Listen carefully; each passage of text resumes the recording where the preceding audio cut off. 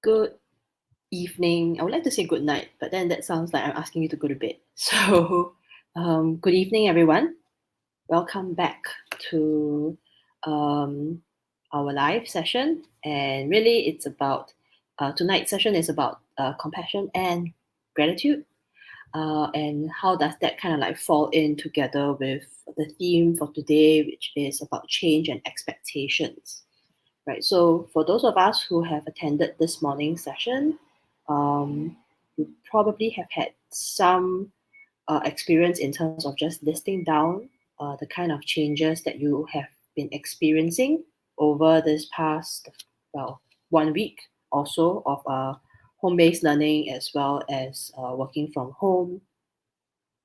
And then I also invited you to also write down what expectations that you probably might have for yourself in this period of time, right? So, how tonight's session will kind of like run, we will be reviewing what you have written in terms of like the changes that you have experienced, as well as the expectations that you have for yourself.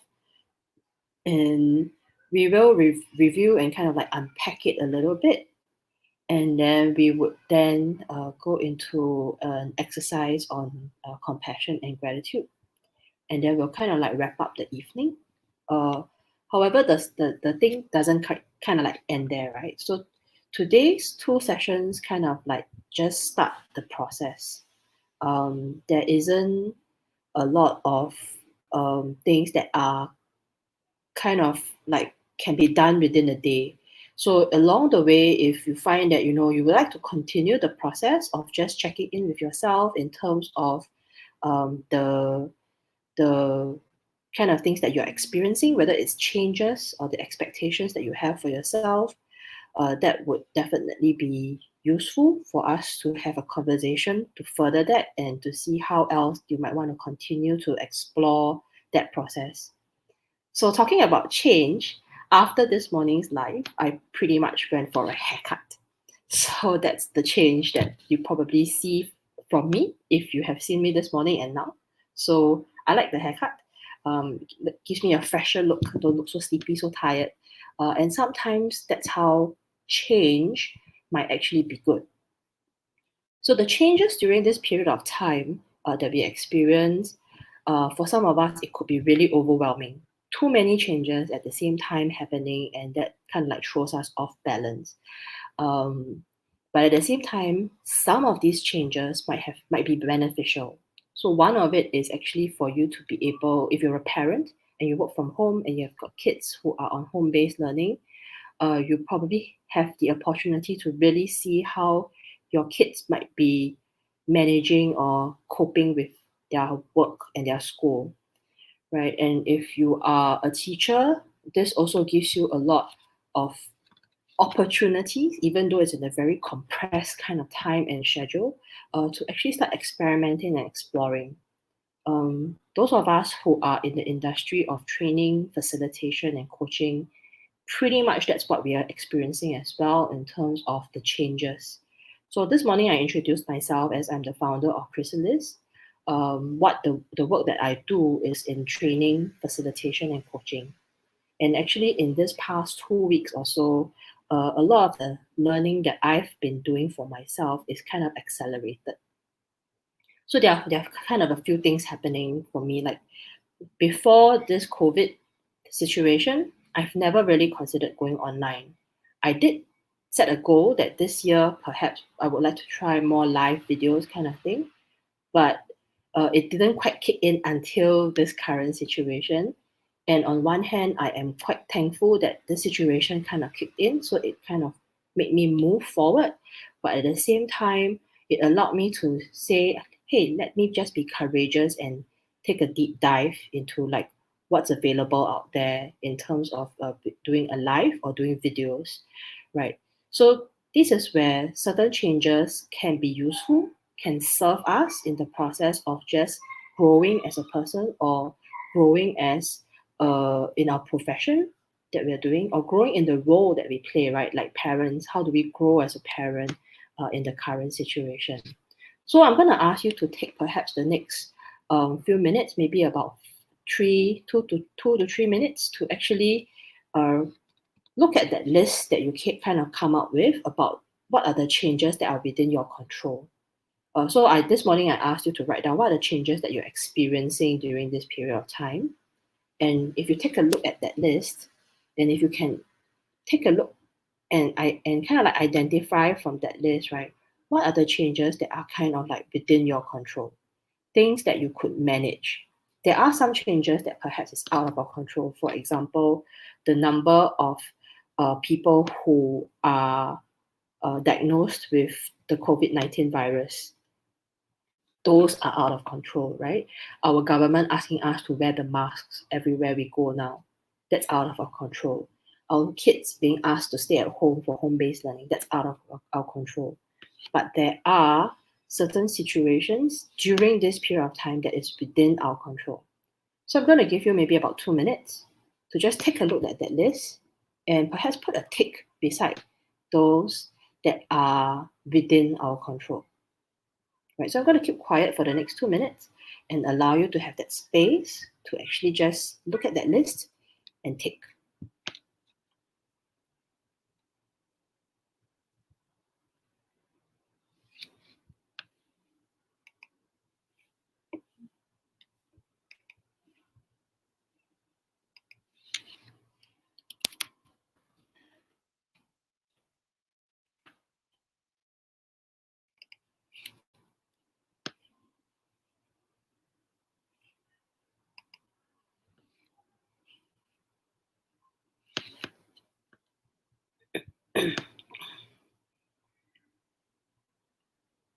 So if you've just joined us and wondering what's happening now, basically I'm asking those who have been with us on the live this morning and they've written out like a list of changes that they're experiencing during this period of time to take this next, well, we have about 1 more minute to actually identify which of the changes on that list are actually those that are within our control and to put a tick beside those changes that are within our control. So if you've just joined us and you'd like to join in this activity, just grab a paper and a pen and we can just continue with this activity.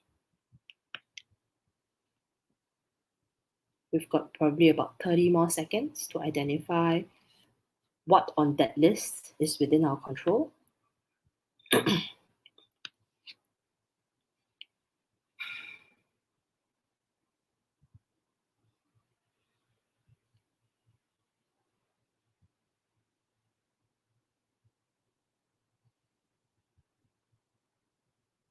All right.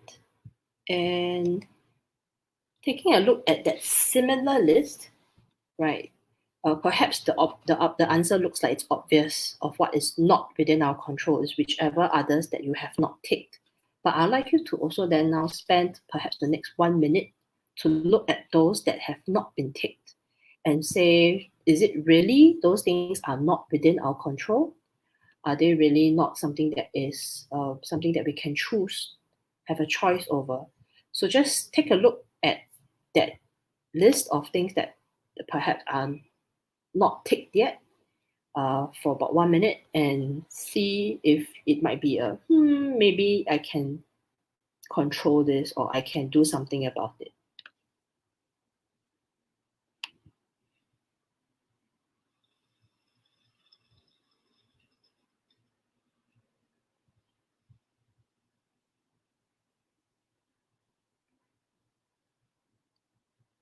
So for anyone who has just joined us, basically we are carrying on with an exercise that started this morning about writing down a list of changes that you're experiencing during this period of time. And out of this list, identify which ones are within your control. And now you are looking at the list and seeing the ones that you have may perhaps identified as not being in your control. Are they really in that category, or it is a maybe kind of thing? So we're going to take about another 15 minutes to spend on this aspect of the exercise.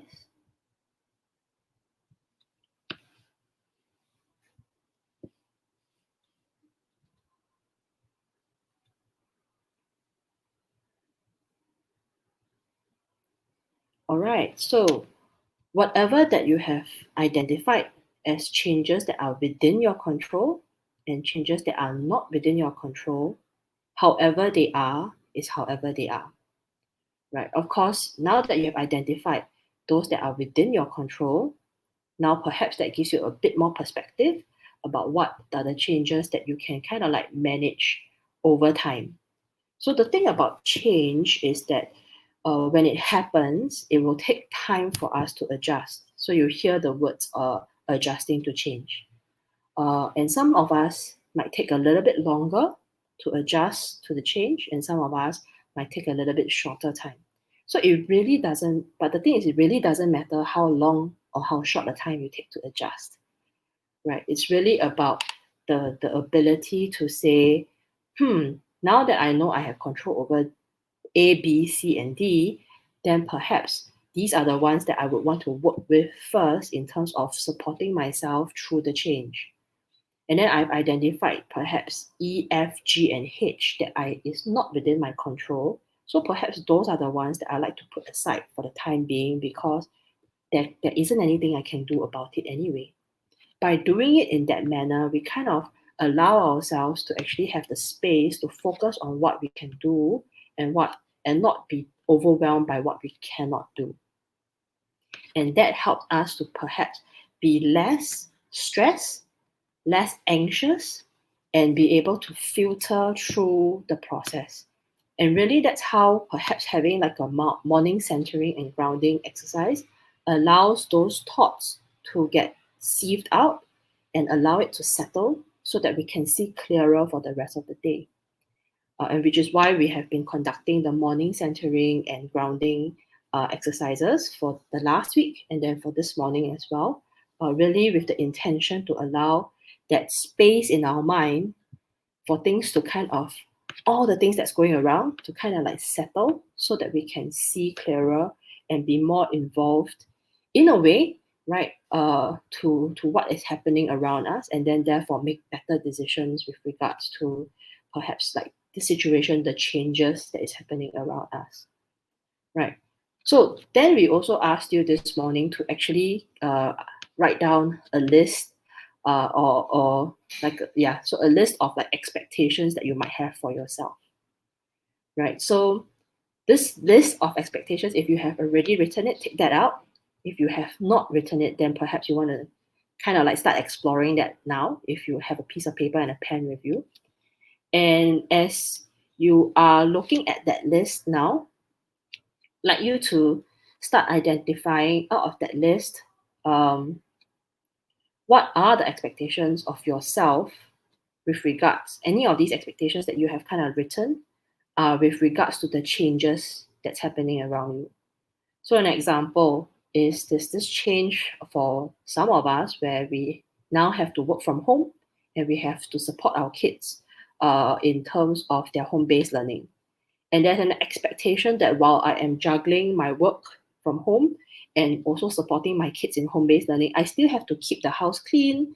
I need to make sure that things are in order and that the toys are kept and so on and so forth, right? So those are the expectations I might have of myself with the kids and the work that I have to do.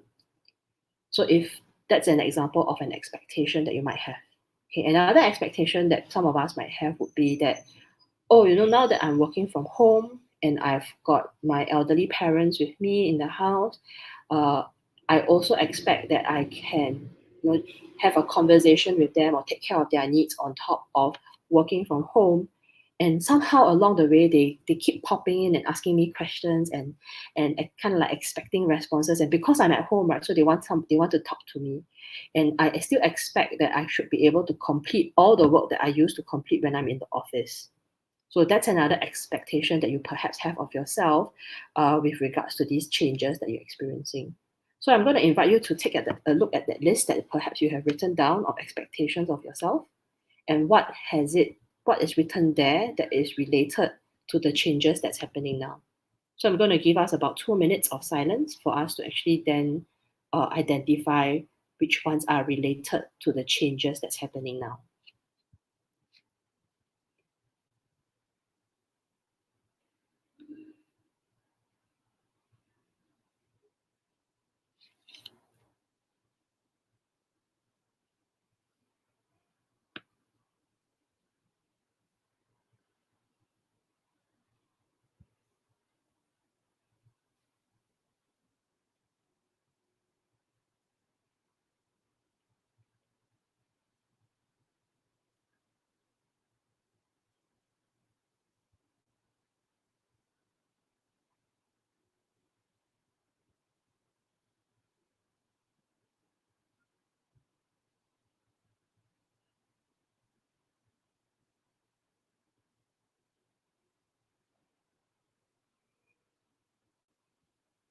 So for anyone who has just joined us, we are at the second segment of tonight's session, where we are asking those of them who joined us this morning, or if you've just joined us tonight, and have a list of expectations of yourself, to identify which expectations of yourself at this point in time is related to the changes that's happening now.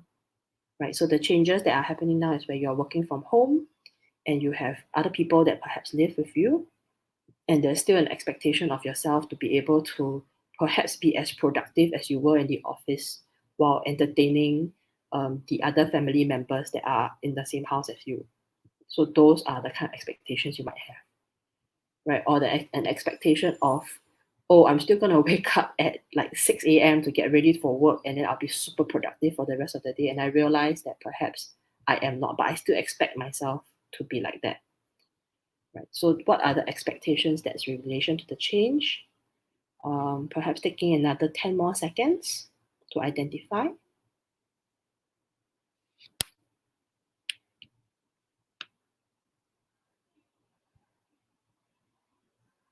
All right. And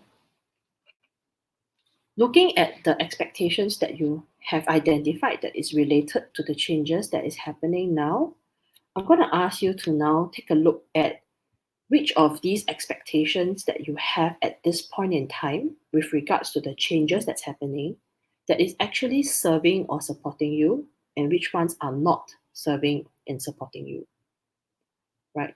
So if I use back the same example earlier that I shared about being having to work from home and managing the kids, and yet being able to, let's say, complete your work before dinner time.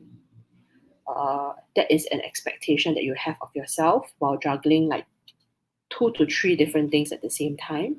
Um, that expectation, if at the end of the day you find that you feel very guilty or you feel very exhausted, then that expectation might not be serving you.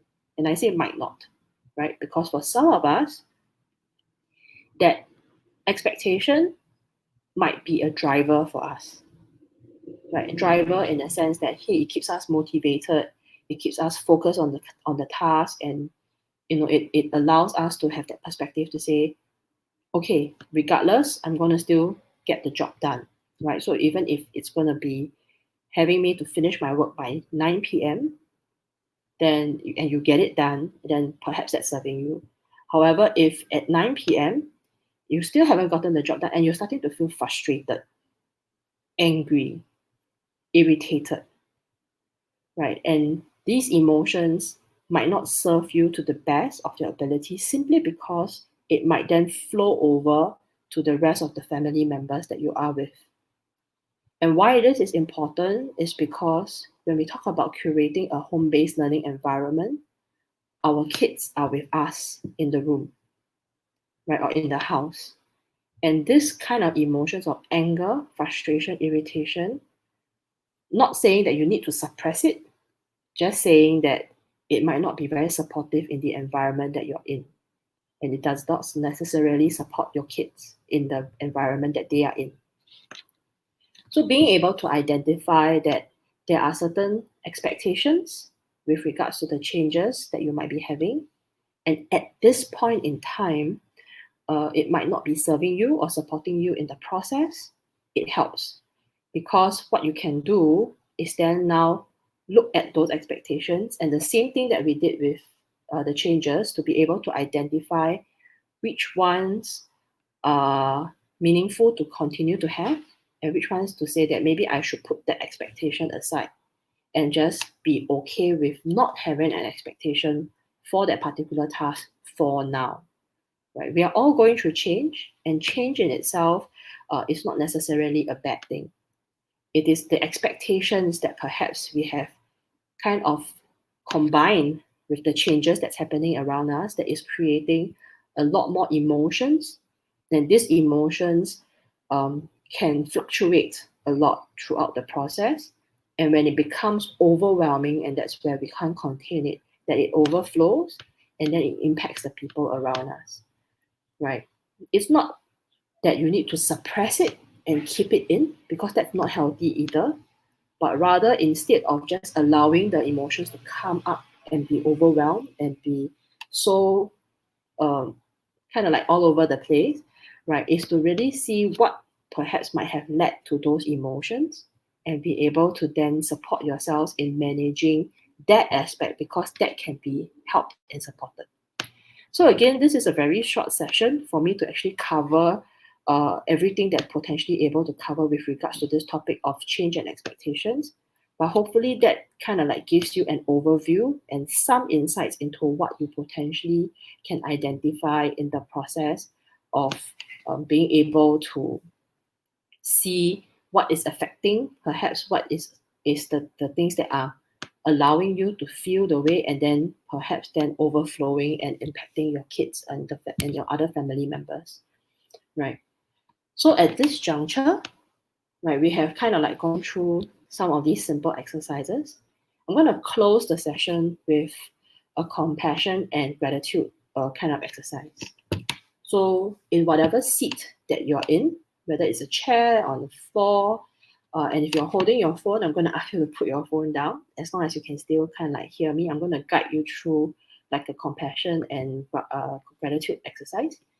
If you're seated on a chair, place both your feet firmly on the ground.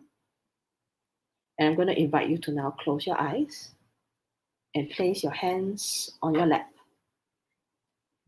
If you're seated on the ground, if your legs are crossed, same thing, just put both your hands on your lap, allowing your spine to be straight and your shoulders to just drop. So with your back upright and yet relaxed.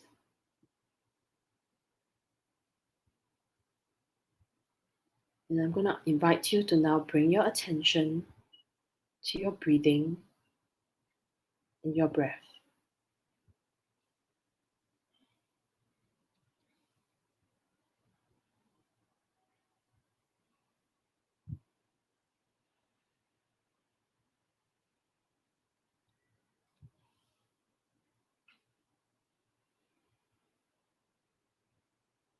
You may notice your breath either at your nostrils or the rise and fall of your chest or abdomen.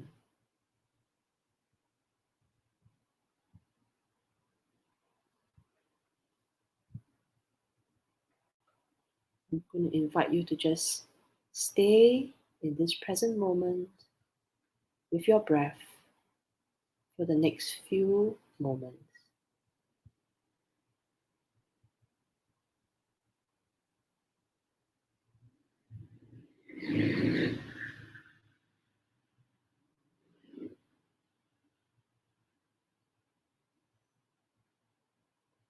And if you notice your thoughts wandering around your mind, drifting on by, just notice those thoughts. There's nothing that you need to do about it. Just allow yourself to be in this space of being.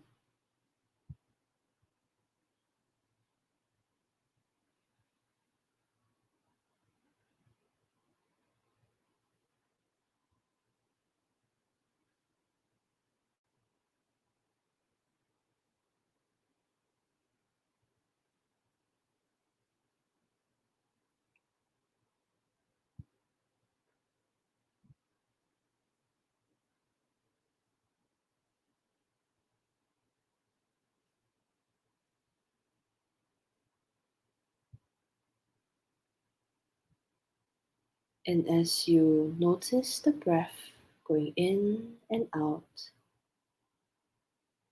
I'd like to invite you to have these words mentally to yourself. I am grateful for the day that has passed. I am grateful for the experiences that I have encountered. I am grateful for the lessons that I've learned. I am grateful for the time that I have with my loved ones. I am grateful for this moment that I have with myself and with my breath. And the breath reminds me that I am alive, that I am well, that I'm healthy, and I'm grateful for that.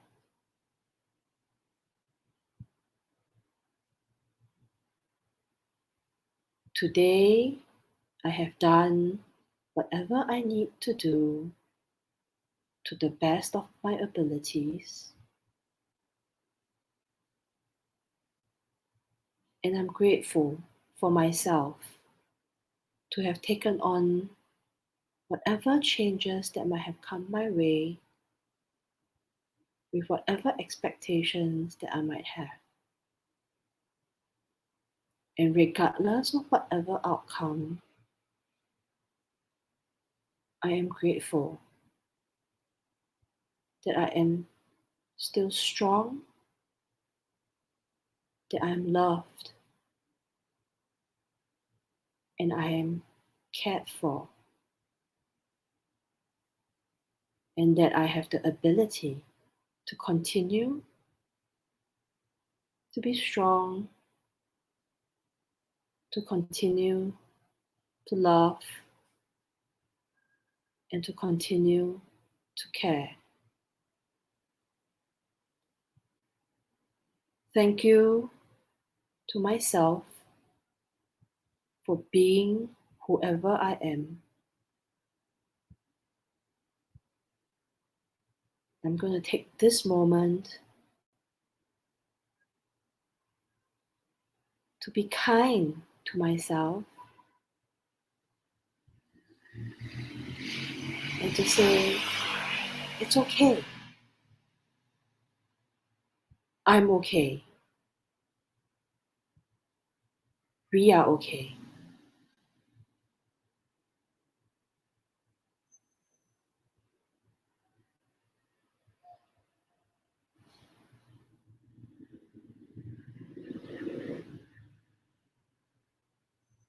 And whenever you're ready, you may gently open your eyes. Bring a smile to your face because we're all okay. We're all doing the best that we can. Thank you for having spent tonight with me.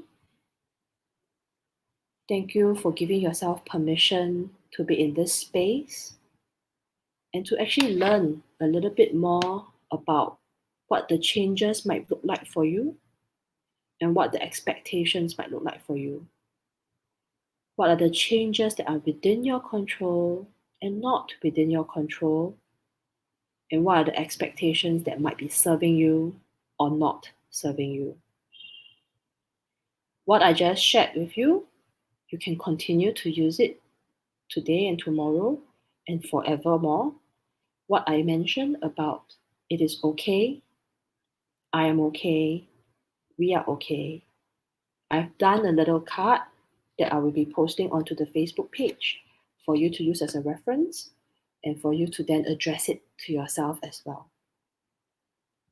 So tomorrow morning at 7 a.m., we will have another session of morning centering and grounding. And for tomorrow, we're going to talk a little bit about loss and grief. It sounds a little bit heavy, but it's a conversation that perhaps we've heard about, just haven't had with other people. So I invite you to join me tomorrow morning at 7 a.m. till about 7:30 to just have this conversation together about loss and grief. Thank you for joining me tonight. I wish you a good night. Have a good rest. Be well, be healthy, stay safe. See you tomorrow morning.